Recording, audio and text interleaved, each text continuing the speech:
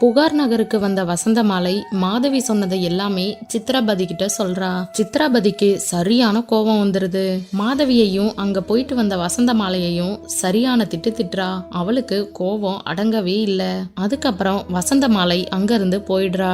சித்ராபதி அவளோட கோபம் தணிஞ்சதுக்கு அப்புறமா மாதவிய எப்படியாவது இங்க அழைச்சிட்டு வந்து இந்திர விழாவுல ஆட வைக்கணும், அதுக்கு நம்ம என்ன பண்ணலாம் அப்படின்னு சொல்லி திட்டம் தீட்ட ஆரம்பிக்கிறா. வசந்தமாலைய புகாருக்கு அனுப்பிட்டு மாதவி புத்தருடைய திருவுருவத்துக்கு சூடக்கூடிய மாலையை கட்டிக்கிட்டு பழைய நினைவுகள்ல மூழ்கி அங்கேயே உட்கார்ந்துருக்கா.